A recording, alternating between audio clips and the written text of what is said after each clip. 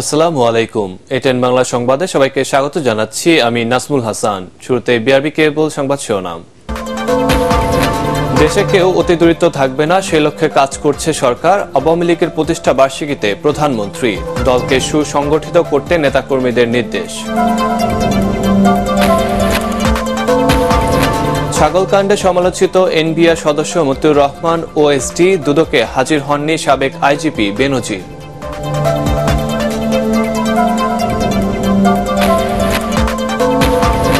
সেনাপ্রধান হিসেবে দায়িত্ব নিলেন জেনারেল ওয়াকারুজ্জামান। সেন্ট মার্টিন ইস্যুতে তৎপর আছে সেনাবাহিনী।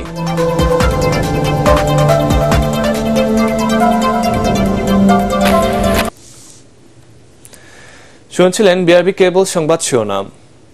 এবার বিস্তারিত সংবাদ।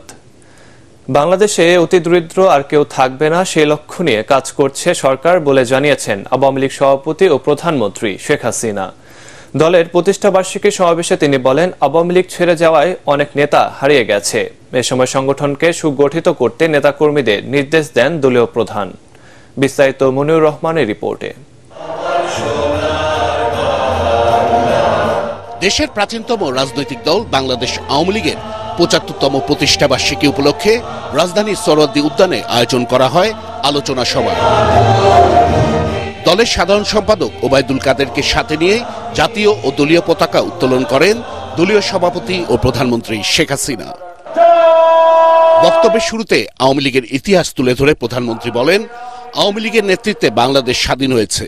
সঠিক পদক্ষেপের ফলে দেশ এগিয়ে যাচ্ছে। জনগণই আওয়ামী লীগের মূল শক্তি। আওয়ামী লীগ গণমানুষের সংগঠন, আওয়ামী লীগ জনগণের অধিকার আদায়ের সংগঠন, আওয়ামী লীগ জনগণের আর্থসামাজিক উন্নতি করার সংগঠন। কাজে বারবার আঘাত এসেও এই সংগঠনকে কোনো ক্ষতি করতে পারে নাই। তার কারণ আওয়ামী লীগের মূল শক্তি হচ্ছে বাংলাদেশের জনগণ, সাধারণ জনগণ, তৃণমূলের মানুষ, আওয়ামী লীগের অগণিত নেতা কর্মী, মুজিব আদর্শের সৈনিক। এই সৈনিকরা কখনো পরাভব মানে না, মাথা নত করে না। প্রধানমন্ত্রীর বক্তব্যে উঠে আসে আওয়ামী লীগ সরকারের বিভিন্ন সফলতার বিবরণ। জানান, প্রকৃতভাবে দিন বদল করতে পেরেছে তার দল। বাংলাদেশ এগিয়ে যাচ্ছে, বাংলাদেশ এগিয়ে যাবে। আওয়ামী লীগ এদেশের মানুষের ভাগ্য পরিবর্তন করেছে। এদেশের মানুষকে ক্ষুধা দারিদ্র্যমুক্ত উন্নত সমৃদ্ধ সোনার বাংলা অবশ্যই দেবে। স্মার্ট বাংলাদেশ, স্মার্ট সোনার বাংলা ইনশাআল্লাহ আমরা গড়ে তুলব। ৭৫-এর ১৫ আগস্টের পর বারবার অস্ত্র আর ষড়যন্ত্রের মধ্য দিয়ে ক্ষমতার পরিবর্তন হলেও জনগণের ভাগ্যের উন্নয়ন হয়নি বলে অভিযোগ করেন সরকার প্রধান। এ সময় জনগণের আস্থা ও বিশ্বাস অর্জনে জোর দেন দলীয় প্রধান ও প্রধানমন্ত্রী শেখ হাসিনা। হয়তো কখনো কখনো কোনো নেতারা ভুল করেছেন, কেউ মনে করেছেন আওয়ামী লীগে থাকতে তারাই বড় নেতা, দলের থেকে নিজেকে বড় মনে করে কেউ দল ছেড়ে গিয়ে অন্য দল করেছেন, কেউ দল ছেড়ে চলে গিয়েছেন, কিন্তু তারা ভুল করেছেন। কেন? আপনারা দেখেন আকাশে মিটিমিটি তারা জ্বলে। তারা আলোকিত হয় কার দ্বারা? সূর্যের আলোতে আলোকিত হয়। যে সকল নেতারা ভুল করেছিলেন, তারা ভুলে গিয়েছিলেন, তারা আলোকিত এই আওয়ামী লীগের নেতৃত্বে ছিলেন বলেই এখান থেকে চলে যাওয়ার পর ওই তারা আর জ্বলে নাই। তারা আস্তে আস্তে নিবু কেউ কিছু মিটেই গেছে। অনুষ্ঠানের শুরুতে বরেণ্য শিল্পীদের অংশগ্রহণে পরিবেশিত হয় সাংস্কৃতিক পর্ব। গান ও নাচের মধ্য দিয়ে তুলে ধরা হয় আওয়ামী লীগের গৌরবময় পথ চলার ৭৫ বছরের নানা ইতিহাস। মনিউর রহমান, এটিএন বাংলা, ঢাকা। ৭৫ বছরে আওয়ামী লীগ জনগণের স্বার্থ সংশ্লিষ্ট সব দাবির বিষয়ে আপোষহীন ছিল বলে মন্তব্য করেছেন রাজনৈতিক নেতারা। তারা বলেন, ২০২১ সালের মধ্যে উন্নত, সমৃদ্ধ ও স্মার্ট বাংলাদেশ গড়ার যে লক্ষ্য নিয়ে আওয়ামী লীগ দেশ পরিচালনা করছে তা অর্জনে সামনে অনেক চ্যালেঞ্জ অতিক্রম করতে হবে। দলের প্রতিষ্ঠা বার্ষিকী উপলক্ষে রাজধানীতে আয়োজিত আলোচনা সভায় এসব কথা বলেন নেতারা। বিস্তারিত জানাচ্ছেন সৈয়দ রিয়াজ। স্বাধিকার আদায়ের স্বপ্ন সারথি, মুক্তি সংগ্রামের ধারক ও বাহক বাঙালি জাতির প্রায় সব অর্জনে আষ্টেপৃষ্ঠে জড়িয়ে আছে যে রাজনৈতিক দল, নাম তার আওয়ামী লীগ। অন্যতম প্রাচীন ও ঐতিহ্যবাহী এই দলটির ৭৫তম প্রতিষ্ঠাবার্ষিকী উপলক্ষে ঐতিহাসিক সোহরাওয়ার্দী উদ্যানে আয়োজিত আলোচনা সভায় বাংলাদেশে নিযুক্ত বিভিন্ন দেশের কূটনীতিকদের সাথে উপস্থিত ছিলেন বুদ্ধিজীবী, সামাজিক সংগঠন ও মুক্তিযুদ্ধের পক্ষের নানান রাজনৈতিক দলের নেতারা। বঙ্গবন্ধুর সর্বশ্রেষ্ঠ অর্জন স্বাধীনতা, শেখ হাসিনার সবচেয়ে শ্রেষ্ঠ কীর্তি নিজের টাকায় পদ্মা সেতু। সামনের দিনে বিশেষ করে গরিব দুঃখী জনগণের যে কোনো ধরনের অধিকার এবং তাদের জীবন নির্বাহ যাতে সহজতর হয় তার জন্য আওয়ামী লীগ সংগ্রাম করেছে। আগামী দিনে এই ঐতিহ্য তারা ধরে রাখবে, এটি আমরা প্রত্যাশা করছি। নানা চড়াই উতরাই পেরিয়ে ৭৫ বছর পার করা দলটির সামনে এখন নানামুখী চ্যালেঞ্জ বলে জানান নেতারা। এখানে উন্নয়নের পথে বৈষম্যবিহীনভাবে একটা সমতাভিত্তিক সমাজ চ্যালেঞ্জ হচ্ছে সাম্প্রদায়িকতা, ধর্মান্ধতাকে মোকাবেলা করে একটি আধুনিক মানবিক সমাজের মূল্যবোধ গড়বার চ্যালেঞ্জ। আশা করি তার সাফল্যের উপরে দাঁড়িয়ে এই চ্যালেঞ্জটা সাহসের সঙ্গে মোকাবেলা করবে আওয়ামী লীগ। ইতিহাসে নানা ঘাত প্রতিঘাত পেরিয়ে উপমহাদেশের প্রাচীনতম দলে পরিণত হওয়া আওয়ামী লীগকে দেশের দুর্নীতি প্রতিরোধ ও সুশাসন প্রতিষ্ঠায় সরকারের পাশাপাশি দল হিসাবেও গুরুত্বপূর্ণ ভূমিকা রাখতে হবে বলে জানান নেতারা। সৈয়দ রিয়াজ, এটিএন বাংলা, ঢাকা। আওয়ামী লীগের প্রতিষ্ঠা বার্ষিকী উপলক্ষে যুদ্ধাহত মুক্তিযোদ্ধা ও শহীদ পরিবারের সদস্যদের উপহার পাঠিয়েছেন প্রধানমন্ত্রী শেখ হাসিনা। রাজধানীর মোহাম্মদপুরের গজনবী রোডে মুক্তিযোদ্ধা পুনর্বাসন কেন্দ্রে প্রধানমন্ত্রীর পক্ষে উপহারের ফল ও মিষ্টি পৌঁছে দেন প্রোটোকল অফিসার মোহাম্মদ আবু জাফর রাজু ও সহকারী প্রেস সচিব ABM সরওয়ারি আলম। যে কোনো উৎসব ও জাতীয় দিবসে মুক্তিযোদ্ধাদের স্মরণ করায় বঙ্গবন্ধুর কন্যা শেখ হাসিনার প্রতি কৃতজ্ঞতা জানান বীর মুক্তিযোদ্ধারা। একই সাথে প্রধানমন্ত্রীর সুস্বাস্থ্য ও দীর্ঘায়ু কামনা করেন তারা। এর আগে গতরাতে আওয়ামী লীগের ৭৫ বছর পূর্তি উপলক্ষে রাজধানীর ঐতিহাসিক রোজ গার্ডেনে সাংস্কৃতিক অনুষ্ঠানে উপস্থিত ছিলেন দলটির সিনিয়র নেতারা। নবরূপে সাজিয়ে তোলা পুরান ঢাকার ঐতিহ্যবাহী এই গার্ডেনে আয়োজিত অনুষ্ঠানে অংশ নেন বিশিষ্টজনরাও। এতে তুলে ধরা হয় আওয়ামী লীগের ইতিহাস, ঐতিহ্য। ১৯৪৯ সালের ২৩ জুন পুরান ঢাকার ঐতিহ্যবাহী রোজ গার্ডেনে পূর্ব পাকিস্তান আওয়ামী মুসলিম লীগ প্রতিষ্ঠার মধ্য দিয়ে যাত্রা শুরু করে আওয়ামী লীগ। গ্রাহকদের টাকা আত্মসাৎ করে কর্ণফুলী মাল্টিপারপাস কোঅপারেটিভ সোসাইটি নামে একটি প্রতিষ্ঠান পালিয়ে যাওয়ায় রাজধানী মিরপুরে সড়ক অবরোধ করে রাখে ভুক্তভোগীরা। রোববার বিকেল থেকে রাত ৯টা পর্যন্ত মিরপুরের মূল সড়ক অবরোধ করে সেখানে রাখেন তারা। ভুক্তভোগীরা জানান লাখে ১,৮০০ টাকা লাভ দেওয়ার কথা বলে টাকা নেওয়া হয় তাদের কাছ থেকে।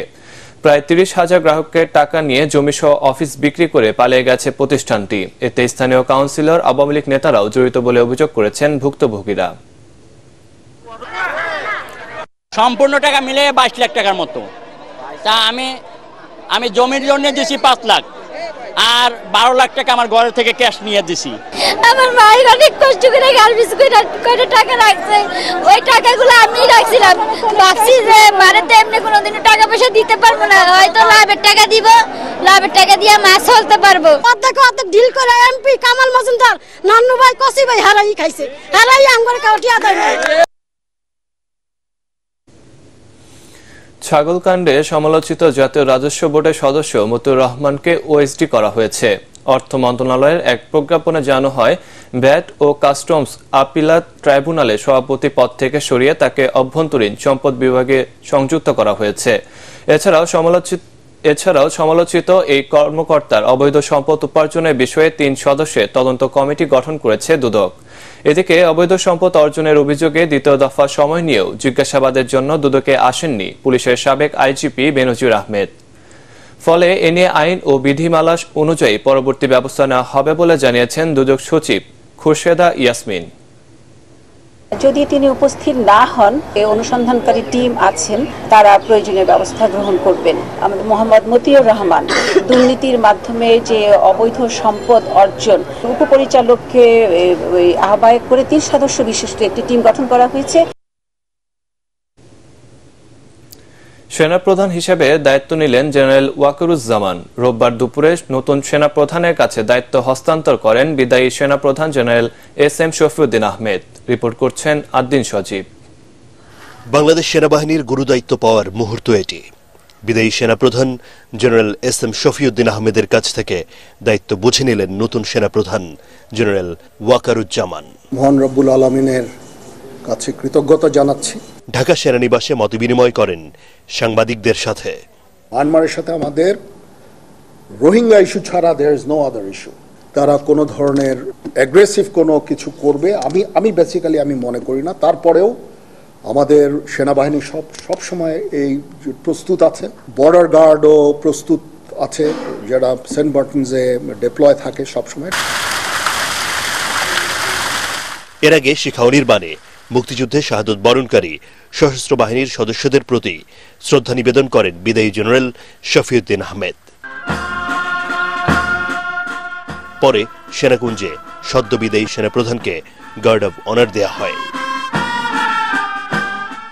এরপর রীতি মেনে বিদায় নেন জেনারেল শফিউদ্দিন আহমেদ। আদ্দিন সজীব, এটিএন বাংলা, ঢাকা। নতুন সেনাবাহিনী প্রধান ওয়াকারুজ্জামানকে জেনারেল র্যাঙ্ক ব্যাচ পরিয়ে দেওয়া হয়েছে। গণভবনে প্রধানমন্ত্রী শেখ হাসিনার উপস্থিতিতে নৌবাহিনী প্রধান অ্যাডমিরাল এম নাজমুল হাসান ও বিমান বাহিনী প্রধান এয়ার মার্শাল হাসান মাহমুদ খান নতুন সেনাপ্রধানকে জেনারেল র্যাঙ্ক ব্যাচ পরিয়ে দেন। এ সময় সেনাবাহিনী প্রধান ওয়াকারুজ্জামানকে অভিনন্দন জানান প্রধানমন্ত্রী। একই সাথে প্রধানমন্ত্রীর প্রতি কৃতজ্ঞতা জানিয়ে দায়িত্ব পালনে তার সহযোগিতা চান নতুন সেনাপ্রধান। পরে বঙ্গভবনে রাষ্ট্রপতি মোহাম্মদ শাহাবুদ্দিনের সাথে সৌজন্য সাক্ষাৎ করেন সেনাবাহিনী প্রধান জেনারেল ওয়াকারুজ্জামান। এ সময় সেনাপ্রধানের দায়িত্ব নেওয়ায় তাকে অভিনন্দন জানান রাষ্ট্রপতি। আশা করেন নতুন সেনাপ্রধানের নেতৃত্বে সেনাবাহিনী উন্নয়ন ও সমৃদ্ধির পথে আরও এগিয়ে যাবে।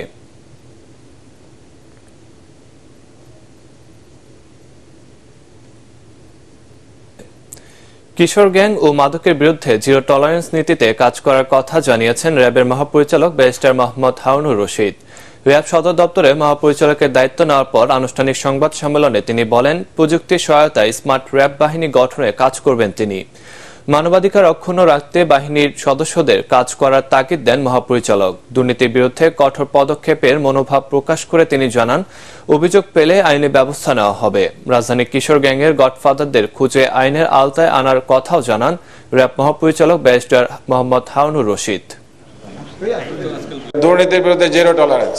র্যাব ফোর্সেসের কোনো সদস্য যাতে দুর্নীতিতে না জড়ায় সেই জন্য তাদেরকে বলা হয়েছে যে যদি কারো বিরুদ্ধে এরকম কোনো অভিযোগ পাওয়া যায় তাহলে তার বিরুদ্ধে সর্বোচ্চ আইনগত ব্যবস্থা গ্রহণ করা হবে। প্রধানমন্ত্রী শেখ হাসিনার জন্য উপহার হিসেবে কুইন জাতের 500 কেজি আনারস পাঠিয়েছে ভারতের ত্রিপুরা রাজ্যের মুখ্যমন্ত্রী ডাক্তার মানিক সাহা। রোববার ব্রাহ্মণবাড়িয়ার আখাউড়া স্থলবন্দর দিয়ে আনারসগুলো হস্তান্তর করা হয়। মোট 100 কার্টুনে ভরা 600 পিস ত্রিপুরার বিখ্যাত এই আনারস গ্রহণ করেন আখাউড়া স্থলবন্দরের রাজস্ব কর্মকর্তা মোহাম্মদ কাইয়ুম তালুকদার। তার কাছে ফলগুলো হস্তান্তর করেন ত্রিপুরা হর্টিকালচারের সহকারী পরিচালক ডক্টর দীপক বৈধ। এ সময় সেখানে ভারতের উপ হাইকমিশনের কর্মকর্তা সজীব চক্রবর্তী ও বিএসএফ এর 42 ব্যাটালিয়নের ইনচার্জ সন্তোষ কুমার সহ দুই দেশের ইমিগ্রেশন কর্মকর্তারা উপস্থিত ছিলেন। এবার পার্টেক্স খেলার খবর।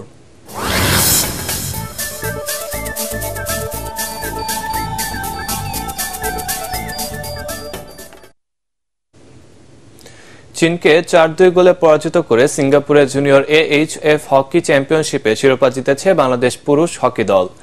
বাংলাদেশ দলের হয়ে জোড়া গোল করেন মোহাম্মদ হোসেন। খেলার প্রথম কোয়ার্টারে গোল পায়নি কোনো দল। দ্বিতীয় কোয়ার্টারে মোহাম্মদ হোসেন 2 গোল এবং আমিরুল ইসলাম 1 গোল করে দলকে 3-0 ব্যবধানে এগিয়ে দেন। তবে খেলা তৃতীয় কোয়ার্টারে 2 গোল করে ব্যবধান 3-2 নামিয়ে আনে চীন। চতুর্থ কোয়ার্টারে বাংলাদেশের হয়ে চতুর্থ গোলটি করেন মোহাম্মদ জয়। এদিকে জুনিয়র নারী হকি প্রতিযোগিতায় স্বাগতিক সিঙ্গাপুরকে 7-1 গোলে হারিয়ে রানার্স আপ হয়েছে বাংলাদেশ নারী দল। শেষ করার আগে বিআরবি কেবল সংবাদ শিরোনাম আরেকবার। দেশে কেউ অতি দরিদ্র থাকবে না সে লক্ষ্যে কাজ করছে সরকার। আওয়ামী লীগের প্রতিষ্ঠা বার্ষিকীতে প্রধানমন্ত্রী। দলকে সুসংগঠিত করতে নেতাকর্মীদের নির্দেশ। ছাগলকাণ্ডে সমালোচিত এনবিআর সদস্য মতিউর রহমান ওএসটি দুদকে হাজির হননি সাবেক আইজিপি বেনজির।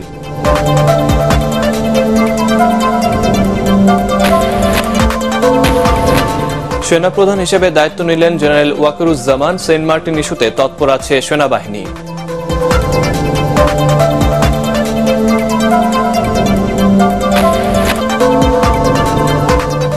দর্শক, পরবর্তী সংবাদ দেখার আমন্ত্রণ জানিয়ে এখনকার মতো শেষ করছি। এটিএন বাংলা সংবাদ ইউটিউবে দেখতে ব্রাউজ করুন youtube/ATN Bangla News।